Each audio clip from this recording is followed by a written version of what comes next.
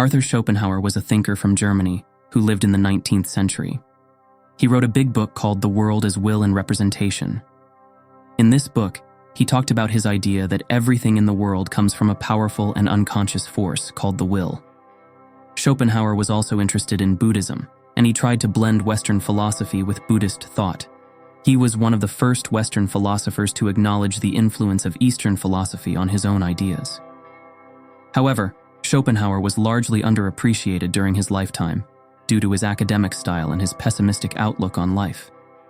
He only gained recognition after his death, when his works influenced many prominent thinkers such as Nietzsche, Freud, Wagner, and Tolstoy. According to Schopenhauer, the will is the primary force in human nature and in all living beings. The will is not a rational or moral principle, but a blind and insatiable urge to exist and to affirm oneself. The will drives us towards self-preservation and reproduction, and it is the source of all our desires, passions, and emotions.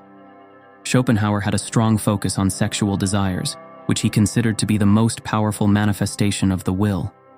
He argued that sexual attraction is not based on personal qualities or preferences, but on the will's aim to produce the best possible offspring. He wrote, "The ultimate aim of all love affairs is more important than all other aims in man's life, and therefore it is quite worthy of the profound seriousness with which everyone pursues it. What is decided by it is nothing less than the composition of the next generation." Schopenhauer had a cynical view of love and reproduction. He saw love as a deceptive illusion, created by the will to lure us into the trap of procreation. He believed that partners are chosen not based on their compatibility or happiness, but based on their suitability for producing healthy and strong children. He claimed that the will often makes us fall in love with people who are very different from us, or who have qualities that we lack, in order to balance out the traits of the offspring. He wrote, "We are attracted by what is different from us, and therefore we complement each other. The tall man is attracted by the short woman, the fair by the dark, the strong by the weak, the proud by the humble, the lively by the calm, the practical by the idealistic, and so on."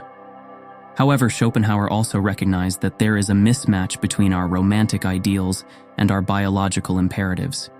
He argued that the will often makes us unhappy in our relationships, because we realize that our partners are not what we expected, or that they do not satisfy our other needs and desires. He wrote, "The more powerful the influence of the sexual impulse on the choice of a partner, the more certain it is that the disillusionment will be all the more bitter, and the incompatibility of the two natures all the more obvious." Schopenhauer was a pessimist who believed that human life is essentially a state of suffering and misery. He argued that humans are driven by instinctual desires, which can never be fully satisfied, and which often lead to conflict and pain. He wrote, "All willing springs from lack, from deficiency, and thus from suffering. Fulfillment brings this to an end. Yet for one wish that is fulfilled, there remain at least 10 that are denied."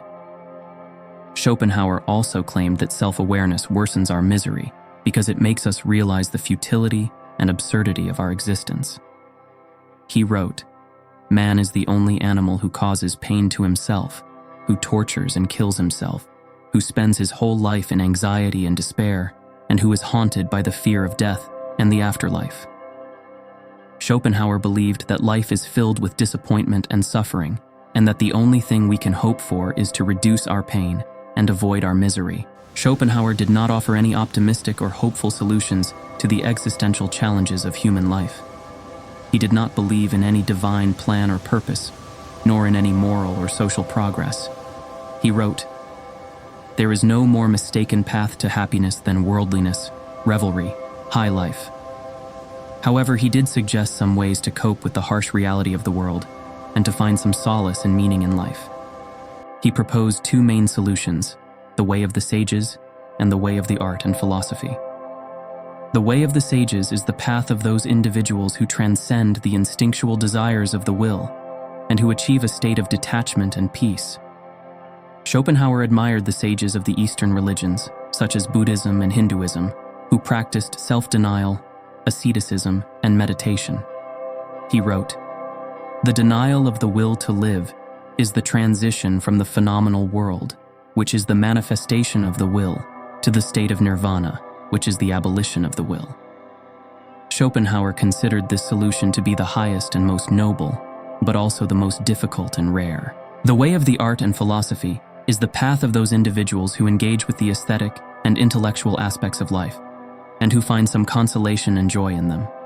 Schopenhauer believed that art and philosophy can offer a temporary escape from the suffering of the world by presenting us with a different perspective and a higher truth.